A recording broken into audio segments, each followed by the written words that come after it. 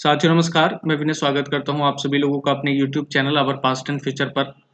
और हम लोग डिस्कस कर रहे हैं इंडियन इकोनॉमी। इंडियन इकोनॉमी में भी हम important section of Indian economy चर्चा में ले रहे हैं। और आज का जो टॉपिक हमारा है वो है IPO एंड FPO। तो हम लोग दोनों ही चीज़ों को देखेंगे, लेकिन उससे पहले हमें कुछ चीज़ों को समझना होगा। उन चीज़ों को समझने के लिए आपको पहुँचना है मेरे साथ शुरुआत से ही, क्योंकि अभी हम पढ़ रहे हैं सेकेंडरी सेक्टर। और सेकेंडरी सेक्टर में आप पढ़ते हैं कोई भी कंपनी। तो क्या होता है कि कोई भी कंपनी कई बार इतनी सक्षम नहीं होती है कि वो अपने खर्चे खुद कर सके। यानी कि उसमें अगर कुछ नई मशीनरी जोड़नी है, नया कुछ एनहेंसमेंट करना है, कुछ विस्तार करना है, तो उसके पास उतना पैसा नहीं हो पाता कि वो इन सारे काम को कर सके। तो उसको पैसा जुटाने के लिए दो सोर्सेज की आवश्यकता होती है। कहने का मतलब ये है कि अगर उसको पैसा जुटाना है तो उसको दो जगह से पैसा मिल सकता है, या तो वो पब्लिक से ले ले, या दूसरा एक तरीका है कि ये लोन ले ले। लोन बैंक से लेना होता है, और अगर ये लोन लेती है तो बदले में इसको देना पड़ता है इंटरेस्ट। और पब्लिक से अगर ये पैसा इकट्ठा करना चाहती है तो पब्लिक को जारी करने होते हैं इसको अपने शेयर यानी कि हिस्सेदारी, और बदले में इसको मिलते हैं मनी यानी यानी कि पैसा। तो अपनी हिस्सेदारी या तो शेयर करनी पड़ती है या फिर बैंक से लोन लेना पड़ता है और बदले में इंटरेस्ट मिलता है। और इसी में काम आती है हमारी IPO एंड FPO। तो चलिएगा, हम आज इसी पे चर्चा करने वाले हैं। और सबसे पहले पढ़ते हैं IPO, इनिशियल पब्लिक ऑफर। तो एक प्रकार का पब्लिक ऑफर है, और इनिशियल का मतलब होता है कि शुरुआत में यानी कि प्रारंभिक में। तो कोई भी कंपनी जो फर्स्ट टाइम मार्केट में उतर रही है और वो पैसा जुटाना चाह रही है, तो वो क्या करती है, सबसे पहली बार जब अपने शेयर जारी करेगी तो उसी को कहा जाएगा IPO, इनिशियल पब्लिक ऑफर। नाम से पता चल रहा है। तो फर्स्ट टाइम अगर कोई कंपनी मार्केट में उतर रही है, शेयर मार्केट में, क्योंकि आपको पता है कि यहाँ शेयर जारी होते हैं, तो इसलिए हम शेयर मार्केट की ही बात कर रहे हैं। तो इस मार्केट में जब वो पहली बार पब्लिक के सामने आती है तो इसी प्रोसेस को कहा जाता है IPO। चलिएगा देखते हैं, जब कोई कंपनी इक्विटी में पब्लिक से फंड जुटाना चाहती है तो उस समय वह शेयर मार्केट में लिस्टेड होकर अपने जनरल शेयर्स को पब्लिक के सामने पहली बार लाती है। तो इसी प्रोसेस को कहा जाता है IPO, इनिशियल पब्लिक ऑफर। साथियों, ऐसा करती क्यों है कंपनियां? तो चाहे वो लिमिटेड कंपनियां हों या अन्य कंपनियों द्वारा ये IPO इसलिए भी जारी किया जाता है जिससे वह शेयर बाजार में लिस्टेड हो सके, और शेयर बाजार में सूचीबद्ध होने के बाद कंपनी के शेयरों की खरीद शेयर बाजार में हो सकेगी। तो मैं आपको पूरी प्रोसेस समझाता हूँ, आप उस चीज़ को जरा ध्यान से रखिएगा। तो क्या होता है कि एक्चुअल में इसकी जो खरीद होती है शेयर्स की, ये दो टाइप से होती है। एक बार फर्स्ट टाइम, तो पहली बार जब कोई कंपनी इसको जारी करती है तो ये कहलाता है IPO। और ये शेयर केवल कंपनी से किधर की तरफ जारी हो सकते हैं, पब्लिक की तरफ या इन्वेस्टर की तरफ कहेंगे, इन्वेस्टर।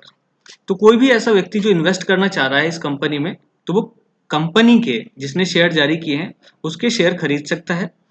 तो इस ऑफर को स्वीकार करके कंपनी के शेयर खरीद सकता है और यहाँ पर इन्वेस्टर हो सकता है। तो पहली बार यानी कि जब कंपनी IPO जारी करती है तो इसमें कंपनी जारी करती है शेयर, बेचती है और इन्वेस्टर खरीदता है। लेकिन बाद में जब ये लिस्टेड हो जाती है, इस खरीदने के बाद ये कंपनी लिस्टेड हो जाती है बाजार में, लिस्टेड। तो आप समझ सकते हैं कि जो स्टॉक एक्सचेंज होते हैं, BSE, NSE, national stock exchange, तो इसके बाद ये कंपनी यहाँ पर लिस्टेड हो जाती है। और उसके बाद ये जब दोबारा से यहाँ पर इन शेयर्स की खरीद फरोख्त होती है तो इसको कहा जाता है FPO, यानी कि फॉलो ऑन पब्लिक ऑफर, यानी कि जो IPO के बाद किया जाता है। तो आपको दोबारा से मैं समझाता हूँ। पहले IPO जारी किया जाता है किसी भी कंपनी द्वारा, और ये किसी कंपनी द्वारा किसी इन्वेस्टर के लिए किया जाता है। और शुरुआत में जब ये काम हो जाता है तो बाद में लिस्टेड हो जाती है कंपनी BSE में, NSE में, इस प्रकार के जो स्टॉक एक्सचेंजेस होते हैं वहां पर, क्योंकि ये मार्केट होते हैं बड़े बड़े। और उसके बाद दोबारा से जब इनकी खरीद फरोख्त होती है शेयर्स की, तो ये होती है FPO। और आपको ये ध्यान रखना है कि ये इन्वेस्टर से इन्वेस्टर के बीच में ही होती है। अब कंपनी का कोई मतलब यहाँ पे रह नहीं जाता है। IPO और FPO में थोड़ा सा डिफरेंस यहाँ पे भी आ जाता है कि जब IPO जारी होता है तो यहाँ पर जोखिम बना होता है, रिस्क। क्योंकि कोई भी किसी भी व्यक्ति को पता नहीं होता कि ये कंपनी कैसी है, या इसका रिकॉर्ड कैसा है, इसका प्रोडक्शन कैसा है, इसका मैनेजमेंट कैसा है। तो फर्स्ट टाइम पूरा पूरा जोखिम होता है किसी भी कंपनी के शेयर खरीदने में। तो यहाँ पर पता नहीं चल पाता किसी भी इन्वेस्टर को कि यहाँ पर पैसा लगाना कितना सेफ है और कितना सही है। लेकिन जब वो कंपनी लिस्टेड हो जाती है, आपको पता है कि BSE NSE ये अपने अपने सूचकांक जो इंडेक्सेस हैं वो जारी करती रहती है और रेट घटते बढ़ते रहते हैं, तो हमें ये पता चलता रहता है कि कौन सी कंपनी अच्छा प्रोडक्शन कर रही है, अच्छा परफॉर्मेंस कर रही है। तो यहाँ FPO यानी कि सेकेंडरी मार्केट में यहाँ इन्वेस्ट करना ज़्यादा सेफ होता है। तो IPO में और FPO में आप समझ गए होंगे कि IPO में जोखिम बना हुआ होता है और FPO में जोखिम बहुत कम हो जाता है और व्यक्ति समझ सकता है। IPO में कंपनी शेयर जारी करती है और इन्वेस्टर खरीदता है, और जबकि FPO में कंपनी का कोई रोल नहीं रह जाता और सेकेंडरी मार्केट में ये इन्वेस्टर से इन्वेस्टर तक चलता रहता है। तो कुल मिलाकर के आप समझ सकते हैं कि बाद में जो खरीदारी होती है शेयर मार्केट में वो FPO होती है और ये सेकेंडरी मार्केट होता है, और ये होता है प्राइमरी मार्केट। अभी मैं प्राइमरी और सेकेंडरी मार्केट गा रहा हूँ, जो बता रहा हूँ आपके सामने, जो भी बता रहा हूँ उसके बाद में अभी स्लाइड में बाद में आप में ये भी बात रखूंगा कि प्राइमरी मार्केट में और सेकेंडरी मार्केट में कैसे डिफरेंस होता है। तो चलिएगा, आप समझते हैं कि कोई कंपनी IPO लाती क्यों है। IPO आप समझ गए क्या होता है कि किसी कंपनी को पैसा चाहिए होगा और वो पब्लिक से पैसा जुटाना चाहती है। तो पहली बात तो कंपनी को अतिरिक्त पूंजी की आवश्यकता है। तो हो सकता है कि वो अपने लोन पीछे के चुकता करना चाहती हो, या मशीनरी खरीदना चाहती हो, या किसी अन्य काम के लिए। तो अगर आवश्यकता है उसे, तो इसलिए वो IPO लेकर के आती है, और यह कंपनी की विस्तार योजना होती है। मतलब कंपनी अपनी एक्सपेंड करना चाहती है, थोड़ा सा बढ़ना चाहती है, इसलिए IPO जारी किया जाता है। अब है FPO, follow on public offer. यह भी शेयर बाजार में निवेशकों को शेयर जारी करने की प्रक्रिया है, आप समझ ही गए होंगे। लिस्टेड होने के बाद, अभी जो बात मैं बता रहा था, सबसे पहले आपको पता होगा कि IPO जारी होती है, इसके बाद कंपनी लिस्टेड होती है, और लिस्टेड होने के बाद फिर जो शेयर बाजार में खरीद और फरोख्त होती है शेयर्स की, वो होता है FPO। यहाँ पे रिस्क नहीं होता ज़्यादा। फिर से कोई कंपनी अपने शेयर को बेच करके पूंजी जुटाना चाहती है, तो यह प्रस्ताव FPO कहलाता है। तो यहाँ पर आप बात समझ गए होंगे कि IPO और FPO में क्या डिफरेंस है। लेकिन यहाँ पे कुछ चीज़ें और समझना जरूरी है, जैसे मार्केट। तो मार्केट दो टाइप से होते हैं, मनी मार्केट और कैपिटल मार्केट। ये जो सिक्योरिटी है, सिक्योरिटी अभी बहुत टाइप की होती है, लेकिन यहाँ पे आप अभी शेयर के हिसाब से ध्यान रखिएगा, क्योंकि जब मैं चर्चा करूंगा तो सभी चीज़ों को लेकर के चर्चा करूंगा। बस आप लोग वीडियो को लगातार देखते रहिएगा। तो जो हमारी सिक्योरिटीज़ हैं, यानी कि हमारा जो शेयर है, ये भी एक सिक्योरिटी है। एक वर्ष के से कम के लिए अगर खरीदा और बेचा जा रहा है किसी चीज़ को, तो हम उसको मनी मार्केट में रखते हैं। यहाँ पे शेयर की जो बात है वो कैपिटल मार्केट में चलती है, बस ये ध्यान रखिएगा। तो अन्य प्रकार की जो सिक्योरिटियाँ हैं जिनका संबंध 1 साल के लिए होता है, उनको खरीदा बेचा जाता है कम समय के लिए, तो वो मनी मार्केट। और जब यही कैपिटल मार्केट की बात आती है, तो इसमें एक या एक से अधिक समय के लिए खरीदा या बेचा जाता है, इसी के लिए कैपिटल मार्केट होता है। ये दो प्रकार का होता है, प्राइमरी मार्केट और सेकेंडरी मार्केट। प्राइमरी मार्केट में IPO, जिसे हम अभी बात कर रहे थे, और सेकेंडरी मार्केट में FPO।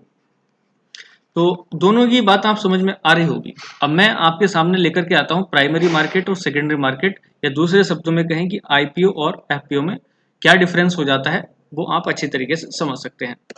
तो चलिएगा, ये लाइन ऊपर जो है ये सेम है, इसको आपको ध्यान देने की आवश्यकता नहीं है। आप तुलना के आधार पर यहाँ पे देख सकते हैं प्राइमरी मार्केट, ये जो सबसे पहले लिखा है, और ये है सेकेंडरी मार्केट। तो इसमें आप देख सकते हैं, सबसे पहले अर्थ देख लेते हैं। कुछ चीज़ें तो आपके लिए फालतू की ही हैं, सारी चीज़ें इंपॉर्टेंट नहीं होती। नए शेयरों के लिए बाजार की जगह को प्राथमिक बाजार कहते हैं। जब फर्स्ट टाइम यानी कि नए नए शेयर मार्केट में उतरते हैं, यानी कि कोई कंपनी इन्वेस्टर को शेयर देती है, तो ये प्राइमरी सेक्टर का विषय है, यानी कि IPO। जिस स्थान पर पूर्व में जारी सिक्योरिटीज, प्रतिभूतियों को ही सिक्योरिटी बोलते हैं, का कारोबार होता है, यानी कि जो पहले ही जारी हो चुकी हैं और बाद में इन्वेस्टर से इन्वेस्टर एक दूसरे को बेच लेते हैं, तो उसे हम द्वितीयक बाजार यानी कि सेकेंडरी मार्केट के रूप में जानते हैं। दूसरा नाम ये कोई विशेष नहीं है, इसमें आपको देखने की आवश्यकता नहीं है। क्रय का टाइप देख सकते हैं, इसमें होता है प्रत्यक्ष, डायरेक्ट, क्योंकि आपको पता है कि कोई कंपनी डायरेक्ट इन्वेस्टर को अपने जो शेयर है वो बेचती है। यहाँ अप्रत्यक्ष होता है, क्योंकि बीच में कंपनी होती नहीं, और ये दलालों के माध्यम से, ये जो मीडिएटर्स होते हैं उनके माध्यम से एक कंपनी के शेयर दूसरी कंपनी के शेयर को दूसरी कंपनी के एक कंपनी के शेयर को एक व्यक्ति से दूसरे व्यक्ति में ट्रांसफर होते रहते हैं और पता नहीं चलता क्या हो रहा है। फाइनेंसिंग, यह उभरते उद्यमों और विस्तार और अन्य विविधीकरण के लिए मौजूदा कंपनियों को धन की आपूर्ति कराता है। ये अभी हम पहले देख ही चुके हैं कि अगर कोई कंपनी पैसा चाहती है तो यह कंपनी पैसा जुटा सकती है इसके माध्यम से। तो आप समझ रहे हैं अच्छी तरीके से कि पैसा यहाँ से इकट्ठा किया जा सकता है। यह कंपनी को धन मुहैया नहीं कराता, सीधी सीधी बात है, क्योंकि यहाँ पर खरीद फरोख्त हो रही है इन्वेस्टर्स टू इन्वेस्टर, यानी कि कोई व्यक्ति अब जो शेयर्स हैं केवल उसकी खरीद हो रही है।